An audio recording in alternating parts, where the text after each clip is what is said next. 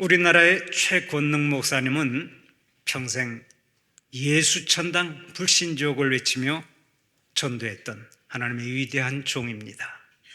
그가 젊은 날에 은혜 받고 평양신학교에 입학했는데 허구한 날 한량으로 살다가 신학교에 들어갔으니 공부하는 것이 얼마나 힘들었겠습니까?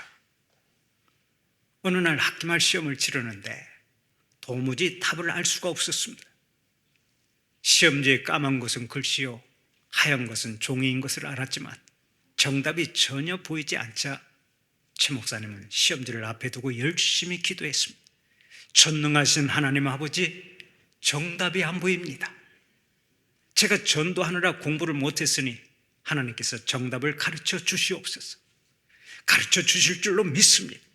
정답을 보여주시옵소서. 그러나 아무리 간구해도 응답이 없었습니다. 결국 낙제를 하게 되었는데 그때 최권능 목사님이 한 유명한 얘기가 있습니다. 성령님도 시험 앞에서는 쩔쩔맵디다. 여러분, 학교에 다니는 학생들의 공통적인 얘기가 뭔지 아십니까? 시험만 없으면 학교도 다닐 만한데 그놈의 시험 때문에 문제라는 것입니다.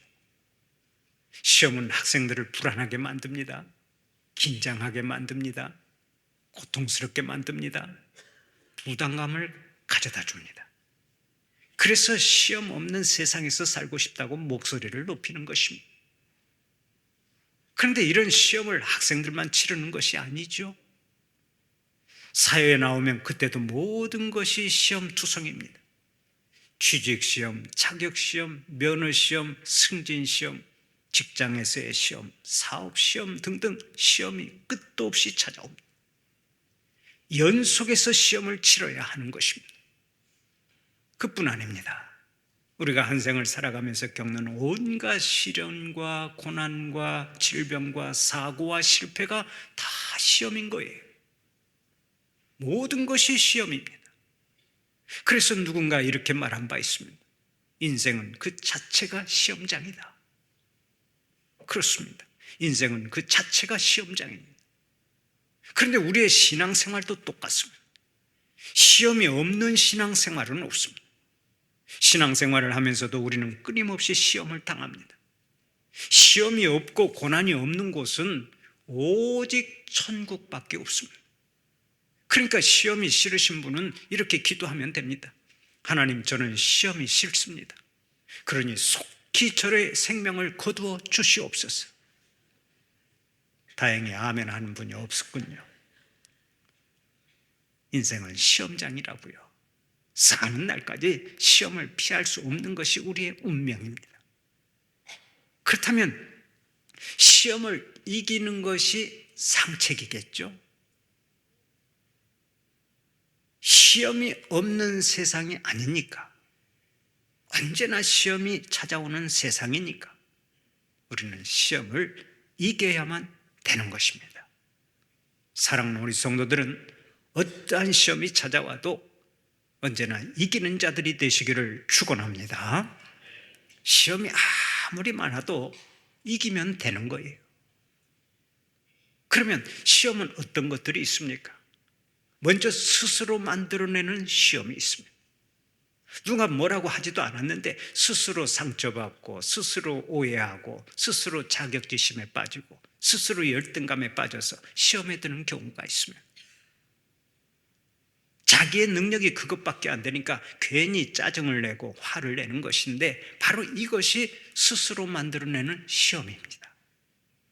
이런 시험에 드는 사람은 결국 자기를 원망하고 자책하고 비관하면서 불쌍한 인생으로 전락하고 마는데 우리 성도들은 일체 이런 시험에 들지 않기를 바랍니다. 다음으로 인간관계에서 오는 시험이 있습니다. 다른 사람과의 관계에서 말이나 약속이나 물질관계 등에서 배신당하고 실망하는 경우에 이런 시험이 찾아옵니다. 교회 안에서도 이런 경우가 참 많이 있죠. 서로 사랑하고 용서하고 허물을 덮어주어야 하는데 서로 허물을 드러내고 고자질하고 이간질하는 사람들이 있습니다. 미안하지만 이런 사람들은 마귀에게 이용당하는 것입니다. 사도 바울은 하나님의 위대한 종이었죠. 그러나 그 역시 시험을 많이 당했습니다. 그래서 사도행전 20장 19절을 통해 이렇게 고백한 바 있습니다. 곧 모든 겸손과 눈물이며 유대인의 간계로 말미암아 당한 시험을 참고 주를 섬긴 것과, 사도 바울에게도 많은 시험이 있었습니다. 그 중에서도 가장 괴로웠던 것은 동족인 유대인들 때문에 온 시험이었던 것입니다. 그러나 그때 바울이 어떻게 했습니까? 우리 주님만 바라보고 그런 시험을 다 이겨냈습니다. 이 세상에 누가 뭐라고 하든 주님만 바라보면 승리하게 되는 줄 믿으시기 바랍니다.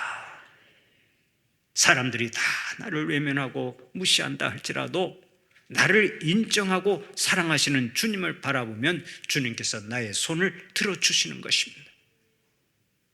또 시험은 마귀가 주는 시험이 있습니다. 우리가 아는 대로 아담과 하와가 이 시험을 받았습니다. 세상에서 가장 살기 좋았던 에덴 동산에서도 아담과 하와는 마귀의 시험을 받았습니다. 그런가 하면 동방의 의인이라 일컫는 욥도 시험을 받았습니다. 하나님의 선한 사람 요셉도 애굽의 총리가 되기까지 수도 없이 많은 시험을 받았습니다. 마귀는 하나님을 잘 믿는 사람이나 그렇지 않은 사람이나 할 것 없이 무차별로 시험을 하는 것입니다. 마귀가 주는 이 시험은 우리들로 하여금 죄를 짓게 만들고 타락하게 만들어서 하나님을 떠나게 하는 것이 목적입니다. 그래서 이 시험을 영어로는 temptation, 유혹으로 번역하고 있습니다. 마귀는 우리를 유혹해서 죄를 짓게 하고 넘어지게 하고 멸망시키려고 시험을 하는데, 이 시험을 예수님도 받았습니다. 예수님이 광야에서 40일 금식기도 한 후에 이 시험을 받으시지 않았습니까? 마귀는 우리를 멸망시키려고 자꾸 유혹하고 시험을 하는 것입니다.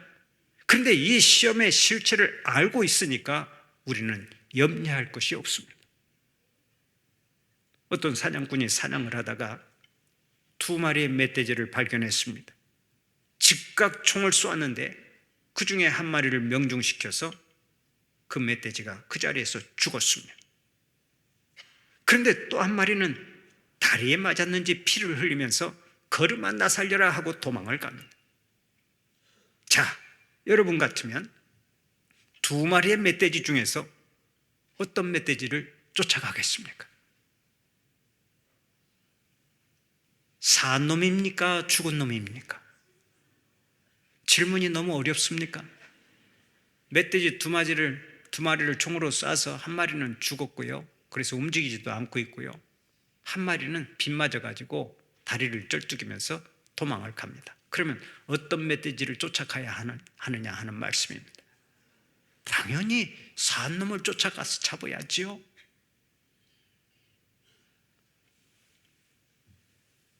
죽은 놈은 이미 내 손에 들어와 있으니까 누구도 산 놈부터 쫓아갈 것입니다. 오늘 우리도 마찬가지입니다. 내가 죽은 영혼 같으면 마귀는 나를 그냥 내버려 둡니다. 이미 마귀의 손에 잡혀있기 때문에 건드리지도 않습니다. 그러나 하나님 편으로 돌아온 우리들은 아직 살아있기 때문에 마귀는 계속해서 쫓아다니면서 시험을 하는 거예요. 여러분에게 오늘 또 근심이 있고 염려가 있고 시험이 있다고 하는 것은 여러분이 살아있다는 증거니까 너무 슬퍼하거나 힘들어하거나 낙담하지 마십시오. 문제는 시험을 이기는 데 있습니다. 사랑하는 우리 성도들은 마귀가 시험한다 할지라도 언제나 이기는 자들이 되시기를 축원합니다. 그리고 시험은 하나님께서 주시는 시험이 있습니다. 이 시험은 우리를 훈련시키고 성장시키고 복주려고 하시는 시험이기 때문에 영어로는 테스트, 시험, 시련으로 번역하고 있습니다. 하나님은 우리를 성장시키기 위해서 시험을 주십니다. 시험을 통해서, 시련을 통해서 우리를 보다 강하고 보다 굳센 믿음의 사람으로 성장시키고 동시에 보다 깊은 은혜의 세계로 인도하시는 것입니다. 요즘 부모의 과잉보호 속에 자라는 아이들이 문제라고 말을 하지요. 너무 나약해서 성년이 되어도 이 아이들은 독립을 하지 못합니다. 심지어 취직시험을 보러 가면서 어머니의 손을 잡고 간다는 이야기가 있습니다. 여러분, 이렇게 해서 자식이 세상을 제대로 헤쳐나갈 수 있겠습니까? 과잉보호는 자식을 망치는 지름길입니다. 그렇기 때문에 하나님께서도 하나님의 자녀들을 절대 과잉보호하시지 않습니다. 적절한 시험을 주어서 훈련시키시고 강하게 만드시는 것입니다. 여기 나이 드신 분들은 다 경험해 보셨겠습니다만 어릴 때 보리밭에서 보리를 밟은 기억이 있을 것입니다. 저도 보리를 많이 밟아보았는데 겨울철에 보리가 바릇바릇 싹이 올라오면 사람들이 사정없이 발로 밟아버립니다. 뭘 모르는 사람은 아니 왜 새파란 싹을 발로 짓밟아서 농사를 망치지 하며 의아해할 것입니다. 그러나 보리의 파란 싹을 밟는 이유가 있습니다. 겨울철에 서리빨이 서면 보리의 뿌리가 서리빨과 흙의 중간에 떠서 제대로 성장하지 못하고 말라 죽기 때문에 보리를 밟아주는 것입니다. 그리고 또 하나의 이유가 있습니다.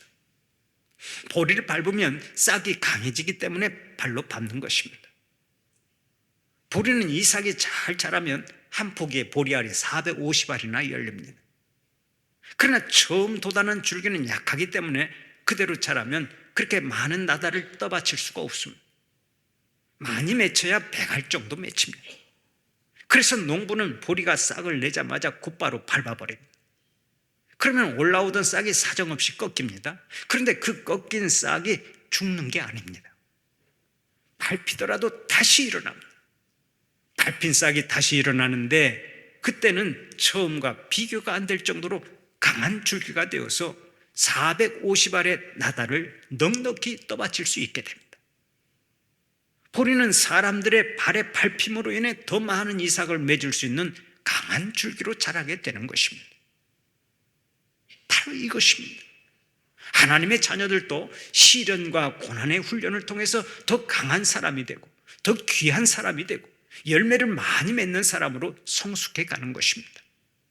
그런 의미에서 하나님의 시험은 하나님께서 주시는 은혜의 손길이라고 말할 수 있습니다. 이렇게 시험은 여러 가지가 있습니다만 결론적으로 말씀을 드리면 그 어떤 시험도 이기면 되는 것입니다. 시험이 인간관계에서 오는 시험이든 마귀에게서 오는 시험이든 하나님께서 주시는 시험이든 시험은 무조건 이기는 자들이 되시기를 축원합니다. 오늘의 본문은 우리가 시험 당할 때 감당할 수 있도록 도우시는 하나님의 약속을 증언하고 있습니다. 우리가 시험을 당할 때 하나님은 우리가 넉넉히 이길 수 있도록 항상 섭리하신다는 것입니다. 오늘은 늘 시험 앞에서 사는 우리에게 하나님께서 어떤 말씀을 주시는지를 살펴보고 함께 은혜를 나누고자 합니다. 시험 많은 세상을 사는 우리에게 하나님께서 주시는 말씀이 무엇입니까? 첫째로 우리가 당하는 모든 시험은 사람들이 감당했던 시험이라는 것입니다. 오늘의 본문 13절을 보면 이렇게 말씀하지요. 사람이 감당할 시험밖에는 너희가 당한 것이 없나니 오직 하나님은 미쁘사 너희가 감당하지 못할 시험당함을 허락하지 아니하시고 시험당할 즈음에 또한 피할 길을 내사 너희로 능히 감당하게 하시느니라. 여기서 앞에 있는 말씀을 보면 사람이 감당할 시험밖에는 너희에게 당한 것이 없나니라고 했습니다. 이 말씀의 원문을 있는 그대로 옮겨보면 이렇게 번역이 됩니다. 사람들이 보편적으로 당하는 시험이 아닌 특별한 시험은 너희에게 임하지 않느니라. 우리가 당하는 시험은 모든 사람들이 흔히 당하는 시험이고 사람들이 다 겪는 시험이라는 것입니다. 그래서 영어 성경에는 common, 공통의 일반적인이라고 하는 단어를 사용하고 있습니다. 킹 제임스 성경을 보면 such as is common to man 이라고 번역이 되어 있어서 우리가 당하는 시험은 사람들이 흔히 겪는 공통의 시험이라는 것입니다. 많은 젊은이들이 연애를 하다가 실연이라도 당하면 훌쩍훌쩍 울면서 하는 얘기가 있습니다. 나의 이 아픈 마음은 이 세상 사람 그 누구도 모를 거야. 나의 이 아픈 마음은 아무도 모를 거야. 그러나 여러분, 이 세상에서 시련당하는 사람이 자기밖에 없습니까? 시련의 아픔을 겪는 사람은 세상 천지에 꽉 차 있습니다. 모르긴 누가 모릅니까? 시련은 혼자만 당하는 일이 아닙니다. 대부분의 사람들이 흔히 겪는 일입니다. 그럼에도 불구하고 나만 당한다 하고 생각하니까 점점 더 어려워지는 것입니다. 우리가 당하는 시험은 절대로 나만 당하는 것이 아닙니다. 모든 사람들이 다 당하는 시험을 나도 당하고 있는 거예요. 절대로 겉만 보고 다른 사람을 판단하지 마십시오.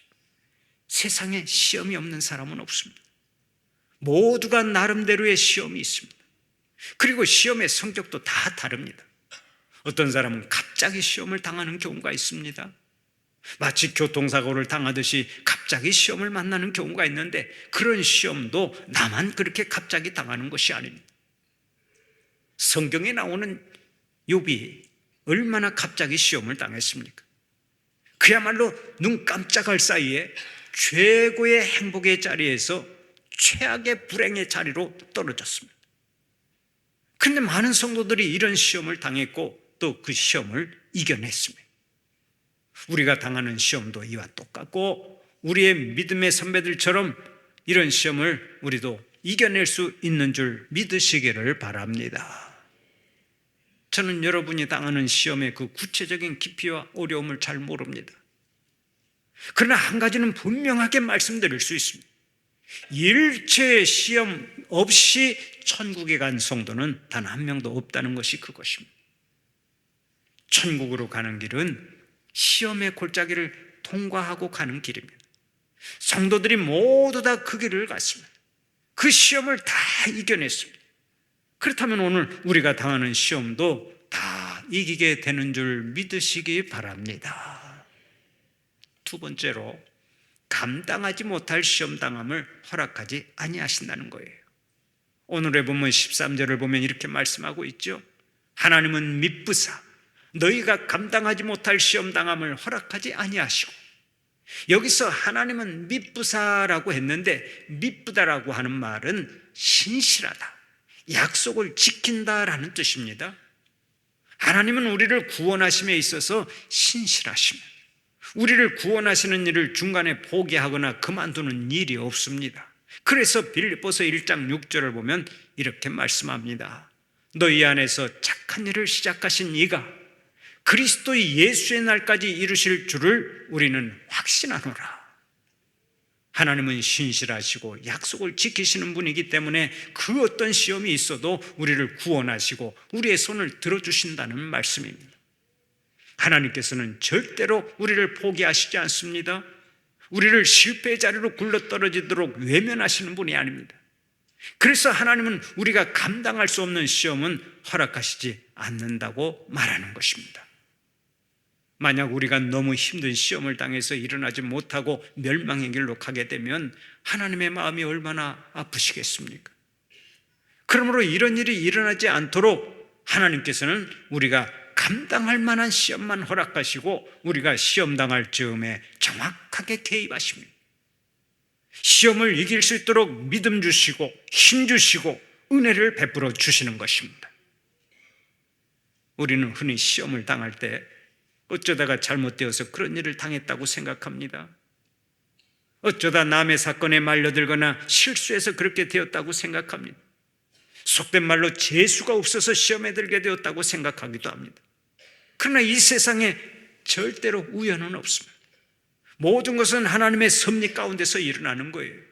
그 사건, 그 시험, 그 어려움, 거기에 하나님의 뜻이 있고 하나님의 계획이 있고 하나님의 경륜이 있습니다. 하나님의 목적, 그것은 절대로 우리를 망하게 하려는 것이 아닙니다.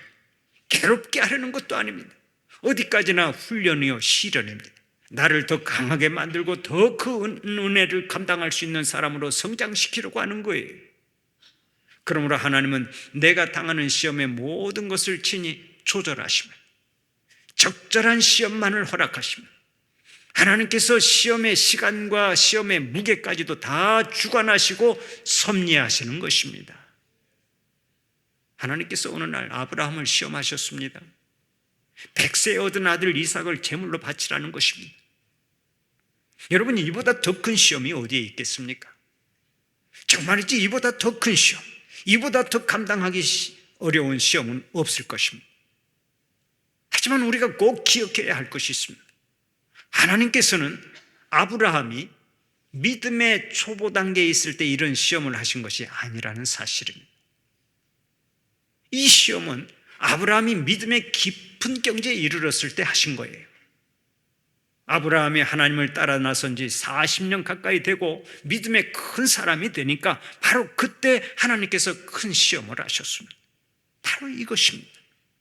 하나님께서는 우리를 시험하실 때 항상 시험의 정도와 시험의 시기까지 정확하게 계산하시는 것입니다. 또 하나님께서는 내가 얼마나 힘이 있는지, 내가 어디까지 견딜 수 있는지를 다 아십니다. 그러니까 하나님께서는 나의 능력에 맞게만 시험을 허락하신다는 얘기입니다. 우리가 아는 대로 초등학교에 다니는 학생들에게 미적분 수학 문제를 내놓고 풀어보라고 하는 선생은 없습니다. 초등학교에서는 초등학생의 수준에 맞는 시험 문제만 내는 거예요. 마찬가지입니다. 하나님께서도 우리에게 감당할 만한 시험만 허락하십니다. 그러므로 내가 지금 당한 시험은 내가 넉넉히 감당할 수 있는 시험인 것입니다. 시험이 어려우면 어려울수록 그만큼 내 믿음도 큰 믿음인 것을 아셔야 합니다. 만약 내가 시험을 감당할 수 없다면 하나님께서 즉시 개입하실 것입니다. 그러나 하나님의 개입이 없다고 하는 것은 내가 감당할 수 있기 때문입니다. 하나님께서는 내가 감당할 수 있는 시험만 주시는 줄로 믿고 모든 시험을 이기는 자들이 되시기를 축원합니다. 마지막으로 시험 당할 즈음에 피할 길을 내신다는 것입니다. 오늘의 본문 13절을 보면 이렇게 말씀하지요. 시험 당할 즈음에 또한 피할 길을 내사. 여기서 피할 길이라고 하니까 옆으로 피해갈 수 있는 길을 말하는 것처럼 보입니다. 그러나 원문을 정확하게 번역하면 시험과 함께 길을 낸다라고 되어 있습니다. 시험과 함께 길을 낸다. 그러니까 하나님께서는 내가 시험을 피해가게 하는 것이 아니라 시험 한가운데를 통과할 수 있는 길을 내주신다는 거예요. 여러분, 시험이 왜 어렵습니까? 앞이 보이지 않기 때문에 어렵습니다. 시험이 힘들고 어려운 이유는 앞이 보이지 않기 때문에 어려운 거예요. 하나님 아버지, 앞이 안 보이네요. 제 앞에 거대한 벽이 가로막고 있어서 앞이 안 보이네요. 앞이 막혀 있는 것처럼 보이니까 낙심하고 절망하는 것입니다. 하지만 여러분 분명히 아십시오. 시험은 앞이 막혀 있지 않습니다. 하나님께서 예비하신 길이 있다고요. 여러분, 지나온 날들을 한번 생각해 보세요. 얼마나 많은 시험을 당했습니까? 그때마다 우리는 낙심하고 괴로워했습니다. 그러나 지나고 나서 보면 거기에 하나님께서 예비하신 길이 있지 않았습니까? 만약 길이 없었다면 우리는 여기까지 오지도 못했을 거예요. 진즉 우리의 인생이 끝났을 거라고요. 그러나 길이 있었습니다. 하나님께서 예비하신 길이 있었다고요. 지금 여러분이 당하는 시험도 마찬가지입니다. 여러분 앞에는 하나님께서 예비하신 길이 있습니다. 지금은 보이지 않지만 머지않아 보이게 될 것입니다. 그러므로 시험 앞에서 절대 낙심하면 안 됩니다. 낙심 대신에 하나님의 손을 붙잡는 믿음만 가지면 거기서 인생 대역사가 일어나는 줄 믿으시기 바랍니다.